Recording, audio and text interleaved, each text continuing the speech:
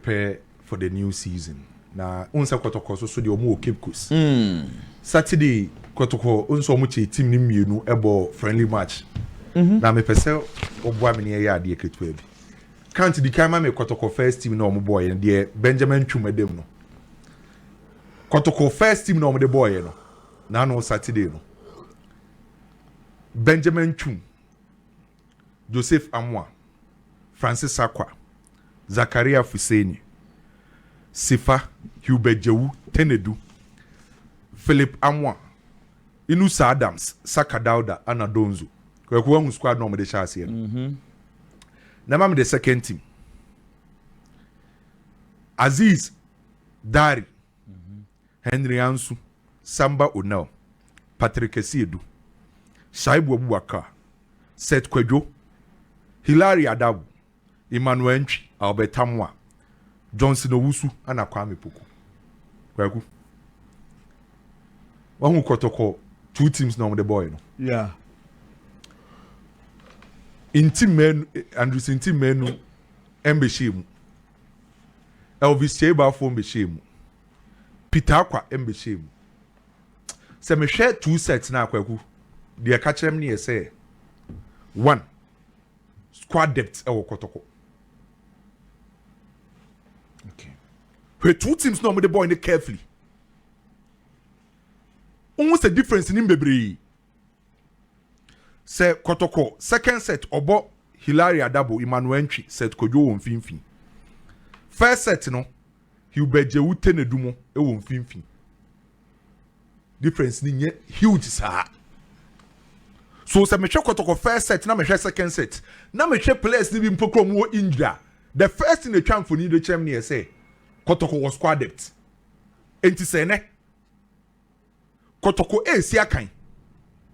Na Kamara enda post nim na Aziz Dari na demu a minsuro. Se Kotoko bobo na Henry Ansu eni center bako. Na se ablo. Zakaria Fuseni anim say equally. Soro. Se Kotoko si akan na left back hono enye Patrick Esiedu na Francis Akwa onim se unsuro saa. Se Kotoko bobo na mfimfin ho Hilary ni ho na Tenedu na eba abehye ho Emmanuel Ntwimu ni ho. Where the kind of players are Kotoko ewo omo camp sesi a so Kwaku Kotoko ebo CAF Confederations Cup obo Ghana Premier League, Obebo FA Cup, Obebo Gaka Top 4, Ababe 5 competition. I think that Kotoko enough squad or squad depth to beat him they are competing this season. Okay. The first thing. The second thing, the level of competition, any seriousness about Kotoko. Obia person fighting for position. And Kwakunim say healthy competition, I bring the best out of a year with him. And as a Kamara, at the post, Nima, Onim Senechi. Aziz Dari. Aziz Dari is small goalkeeper. Wabda Ghana Premier League will be United. On so per opportunity to Kotoko. And to be bia ye be fan say oye be starter Kotoko no. And now competition ne Kotoko bench wo say no on fen agro. And with that healthy competition, unim say boama team enya success ope. Because obi be fighting for position. And so obi fighting for position obi de ni A game. Obiabe perform at the highest level and so team no players no perform at the highest level and your Kotoko ninya results. And the bit ama Kotoko edu some pempenso no and players ni bit sua dey from each other and improve obia skill sets because me Abrante friend say Francis Akwa and the ball left back minim say the wo ho ne Patrick Esiedu obia won special quality obia be sua dey. So Kwaku to be honest wa wo hwe team si ayaka bom mienu ya Kotoko squad depth no Soro. Well, and you hope say seriousness na cause no hu yesi donzo no. The 9 nifa the 9 bankum ni ti. You train or park na nkasa. You train or but on say for now ne de omo ye ne de omo nam kwan pa ne so. No correct. Dia kan ye say ombe show. Say top 4 na ye be assess omo ye. No correct. But donzo ne de based on reports ne fi Cape Coast ba de kwaku. Yes ball ne ba. Ni ti ne 9 nifa ne 9 bankum ti ya ka. I say mon kan kire ne say standards e wa ha no e wo soro Yakuba mu de omo be ye koye omo fia ma no ne be strike de ma Kotoko no o se na nsin aye hu de mbela abaye mbela mu abaye na bukwela abaye nti mon kan kire no ono ya we se enyo na be ka esa ni nuanom na atwade ato wo no amature mu be twa bi to da dada nti enye ma share train master ye ni abri o bibia nti no oba onkeka no Kwame mi bukevo senior mpacho mi bukevo Agwaku anaye ba na wie no na the Continental Club Masters Hasufuk we need 2-0 ahead of Heart of Lions Bobuku no say o cheke game na course na mejitum say charity game die na emum two clubs necessarily good football edema ye nyina ye hweye on se kwaku anka beka say charity game die the level of seriousness no enko suru bebre na emum Heart of Lions ne House of Football no mo boy no two teams in a level of seriousness na said ye na omobo a Premier League game a che say as 3 points be at stake obi aben ya say obeje so nam say two clubs ni nyina no na omo level of seriousness no was suru ni no e ma yenya the best out of two clubs no mo sell good football e de ma yen apart from say omo sell good football no kwaku say we check two coaches na Didi Dramani e wo House of Folk coach Bashir here for the Heart of Lions sa two coaches ni na me no mienu nim say ye ka coaches akese wo Ghana ha say untimi nyi omo mfam free game na ekoso no e got to a time na Didi Dramani tactics ye adwuma echire na Bashir here for the back counter na ba so tactics ye adwuma so two coaches ni nyane tactically omo nyina etimi hyehyɛ omo nyoma ya na obia planning no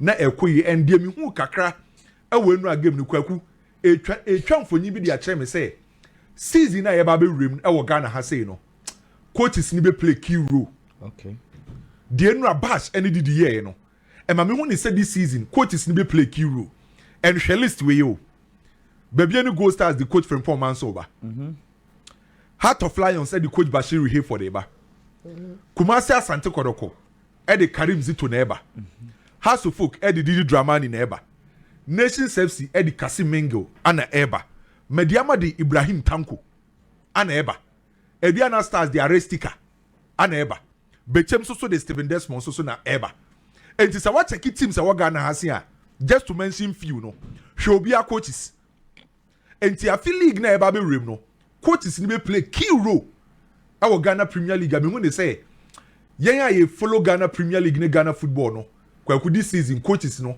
ebe ye adwuma pa by game na course no kwaku House of Folk we need here but no nche say na House of Folk enya total dominance over Heart of Lions ekoye game a asa ekọ ha kakra na aba ha kakra House of Folk dominate ya na Heart of Lions so aba be dominate the difference between House of Folk and Heart of Lions say no an say House of Folk take your chances and football na ye bono ade ehia na House of Folk ye no say ye bobo now we prevent your opponent from scoring. Now we take chances and we new games and we new trophies. It's not about unya total dominance over opponents. So we benya total dominance. Now when to me anye the need for that. And first one is so. So when we have to folk the need for preventing Heart of Lions from scoring, then taking omo chances to get some victory in House of Folk enya ye no. And obekaya on say preseason ni nyina kwaku wa check House of Folk before somebody training bia no mo koye video session Didi Dramani the House of Folk players ni na akọ video room ho na oma ye a lot of video session video analysis na akọ so a omo wi ade omo aye no edem ho no ma akọ practice e wo field ne so wo po bi man so onim see ye share game na se no the first 5 minutes na House of Folk game plan ye clear the first 5 minutes na the Didi Dramani ache House of Folk our video session and the watch omo po be my training grounds no omo show no first 5 minutes no e be saying onim Heart of Lions pay coach Bashir here for Heart of Lions no se omo usi akan na o man midfielders no enya total control on finfi ombekum Ismaado Seed of Asante Oforisechi ana Dennis Huto sa 4 players wo mo finfi no se omo e control game no ombekum so ye say game na se ano se jeti aye ready the first thing I mean hu ye no House of Folk e decide say ombe press Heart of Lions for Omankasa half. Ye say game na sia no. Ana sha ase say ekoso. Anytime be a Heart of Lions abeje ball, ye say game na se no. Hamza Isa, Paku, ana Duku. Omo na press na se. The moment on be sha ase no, omo sa blocking the view of Ismaado, Seed of Asante, Oforisechi, ana Denis Huto. Na ye nya House of Folk midfielders are. Omususu be pushi abe nim no be back up the press. So the first bare 5 minutes, be 5 minutes more no. Changing the mame. Na mame the second one. House of Folk shas no. The first thing I'll be one no. Ye share game na se no kwaku. Mama with 2 different angles so. E the same place. And a shas here. Mama of first one, mama of second one. And sesa Hamza Isa, Paku, and Duku. And they lead the press. Na Rafam Ponsamo abake up the press. Entina omo for Emma Heart of Lions and Jebo no finfin and control no finfin. Enti the first 5 minutes I check here. Na Heart of Lions may for the same who give me so. Omo Jebo ni bia na House of Folk effort so mo ko wide. That was the first thing I notice you House of Folk etim nim no. Say ye shake game na see ye ma Ismaado mo ne Seed of Asante mo and control game no finfin. Ye ma Hamza Isa Paku Anaduku and press high, Rafam Ponsamo, and back up the press. ACC the first 5 minutes. Kwame Pacho, just say has concentration Matt Lions for born in fan. Good. So narrowly or more blocky wo. No crap. And they say Lions best be advantage with the fullbacks, no. Normally a carry ball. No? Okay. As we know say I yet to say ye boy ye hu the real new season. No crap. So the Didi drama nature has of team the so ye breaking it down my house fans. Interesting to see say has 4-3-3 no. Narrow, very very narrow because it looks like 6 players yeah we show Eddie actually narrow. Because kwakosia Heart of Lions are. Owo Seed of Asante, owo Ismaado, owo Huto. Omo jebo no onfinfia ontimi ni omo mbo because technically omo ye better. Okay. Enti ye ma omo nya ball ni bi mbo. So the first 5 minutes. Kwaku the second thing I notice here. Onim say no House of Folk share with 3 back. And no House of Folk ebo Osesibe as the right center back. Baba Ademu as the left center back. Ali Mohammed as the sweeper. Anoma Amankwabe Fibo as a right wing back. Ransford Mensah ebo as a left wing back. And I'm fin train no obo Rafam Ponsa, Peku, and a David Opoafrani, and Oma Hamza Isa, and a Duku ebo Tuto. Na omo attack biana. House of Folk build up and you say game na se no. Amankwabe Fina obo as a right back no, ekononim. Ransford Mensah obo as a left wing back no, ekononim. So House of Folk build up biana. Calvin Osesibe ebiem ekwa the right side. Adamu ebiem ekwa the left side. Na Ali Mohammed ejina mfimfin. No man invite David Opoafrani abeka omo build up no. So anytime be a House of Folk ebeye build up bia no, ekoye the 3-1 build up. Unim sa omo ne Kotoko osaye the same thing. House of Folk ne Kotoko ball President Cabinet ya no. Sana didi dramani ye. Enra the same thing ano ye be enra mpokra de ndie obo 3 back ano de ye the 3-1 build up no. Some a different angle na sa the same thing. So the build up near 3-1. Calvin says be Ali Mohammed Adamu na David Opoafrani aba na akwa the 3-1 build up. Na kwa 3-1 build up no. Onim de say ye. Say omo attack from the right side da. Right side no. I was so many numbers over that wide area ho. So anytime the House of Folk ne bo ne ba akofa right bia no. Right no amankwa be fina. Obo as a right wing back no ekonanim. Paku eboye as a right central midfielder. I was so okoka amankwa be fi ho. Ana the front two no. I was say anytime bi omo de bo ne be fa right side bia no. I was say duku na obo as a right center forward ekoka ho. So anytime bi a House of Folk de bo ne be fa right side bia no. Ubenya amankwa be fi. Ubenya Paku na wenya duku. Se omiensa e wo the right side. Ten your person who create a overload no that area. Se switch the left side akwa and sans the left side also has to focus the ball for the left side. A Ransford Mensah and Ebo as the left wing back. Obeko nanim. Rafa Mponsa and as the left central midfielder. I was so pussy kokano. Na Hamza Yisa na obo as a left center forward. Na also kokaho. Enti upa hesa scenario we. Se JT betima kabuma. Left side ne right side no kabuma kweku. Ensesa. Interesting. Another thing I mean who said did drama is also practicing in game nim. Enti left side also me ni patre. Right side also me ni patre. Time ya no the ball ne firing sir. I also mutiminya numbers to expand Heart of Lions.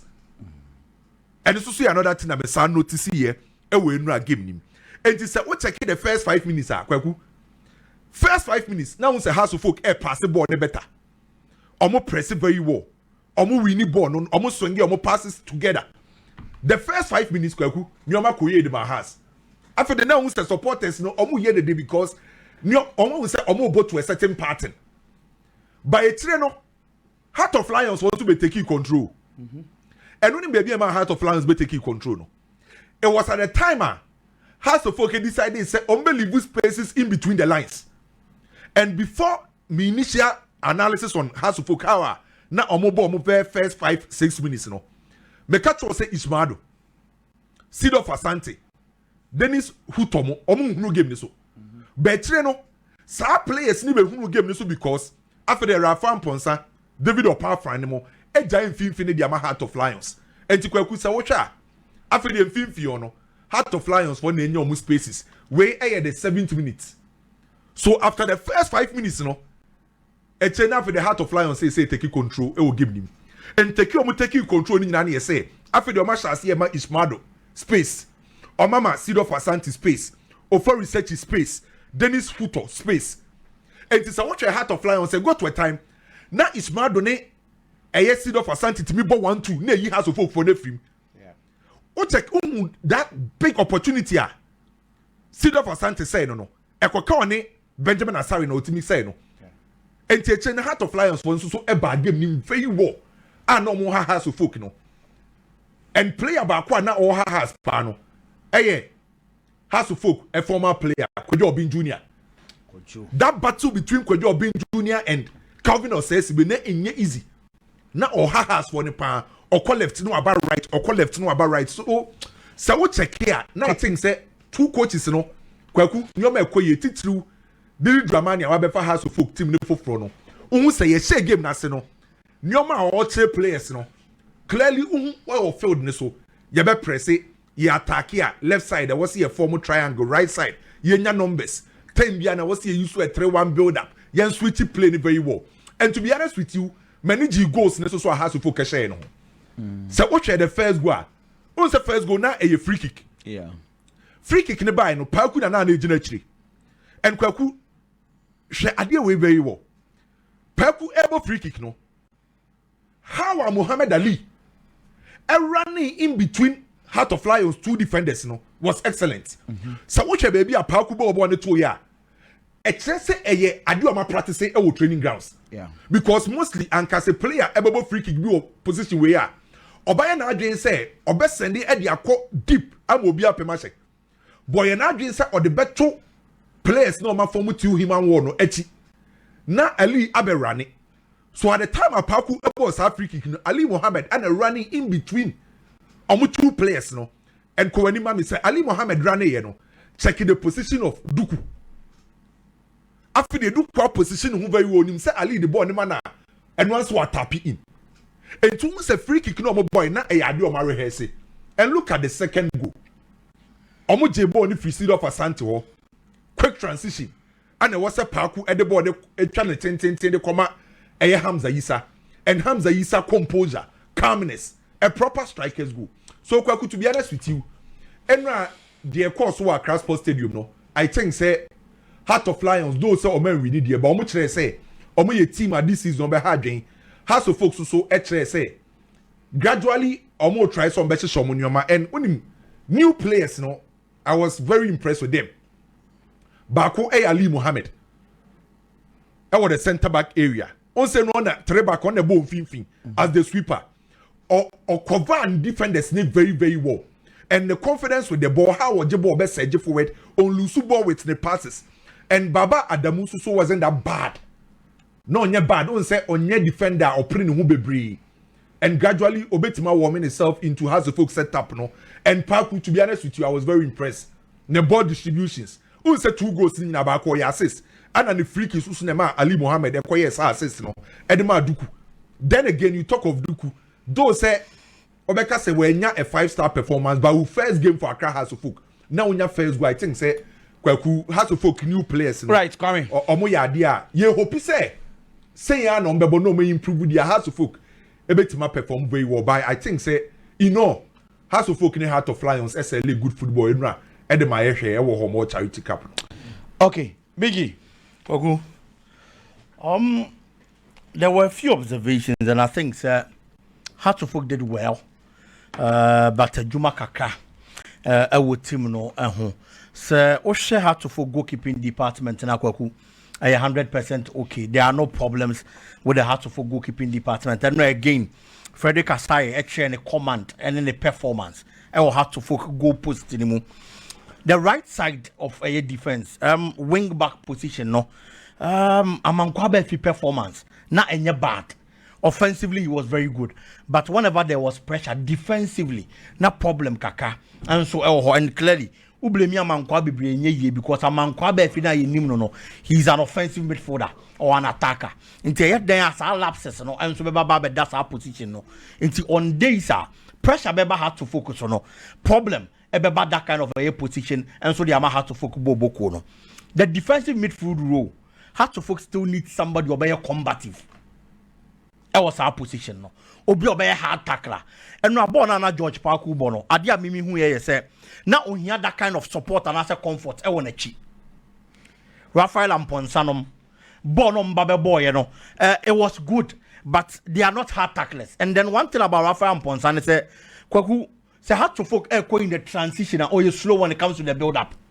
I thought that I was so releasy born in them. Now team the team call the attack and boat team no, but most of the time said you obviously I quick and we release the ball no I had a problem kaka and so home and I was so tenacity no working on that. At the back where Boama football cosopa I say ube redo teammates no who cry on fast ball no one want to give them those balls abroad ube here balls no and to be one more ube say the player taking offer. Instead, so be release the ball na the amano no. Kwakuna ball ni kita no. Time obe jai ball nim no. Na player na ye offside nfa so bi amaso. Me ka kwaku see how to focus second goal no mo che ye no. Hamza goal no. Baby a George Parku far ball no. To be able to read in between the lines. Say also about that long pass. Na Hamza take it off obetimi akwa far ball no nko no. It's something excellent from the player. How he reads the game. Said you see release the balls, the timing. Because NK player Bianco be hold on to the ball. Time obe release the ball no. Nanka Hamza try a center circle no akwa offside. But he was able to read in between the lines and make it sure say ball now after the player need take it off. On release the ball in them. Now Hamza bet me akwa for ball no. He's one player I believe said the wash us and say oh Koni say ya obe ball to focus boko the power team in finfio the distribution everything was superb and I was highly impressed with the performance of a player friend said George Parku and then Duku Kwaku on a Hamza partnership and make say understanding between the two. I was happy about that. Duku share the first goal and also share first goal anyway, you know. Hamza according to only didn't come on. There's that kind of communication. I am saying this because in the past, last 2 seasons, yet a thing say me wa saying say nipa me no mobile had to focus any move there were problems between them. Ekobasa and the performance of the Heart of Folk team and they be affected. But clearly, right from the start, these two players have that kind of understanding. And so one team anymore. Heart of Folk Bobo. The most important thing was for Heart of Folk to get that kind of trophy. So uboni you, so one money you kwaku. Once you win, it gives you confidence. And my winning mentality at often, and I believe that it's something that is going to help Heart of Folk getting into the new season. Kudos to them. At least you saw the man is like.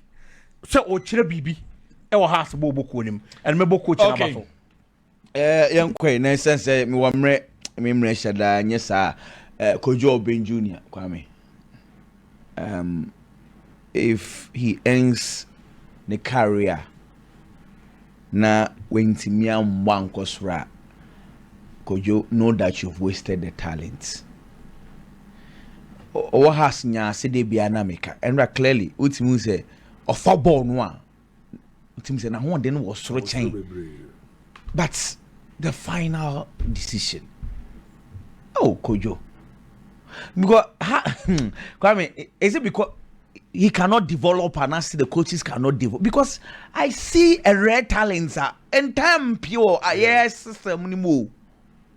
Because no one thing. Oh, they play very well. Or carry ball. Name the final decision. If you are you two leftists to the extent say ball no obeti me the right to cry no e pia ball ni kekre bi asewo. You want to turn the ball to his left. Okay, maybe this boy young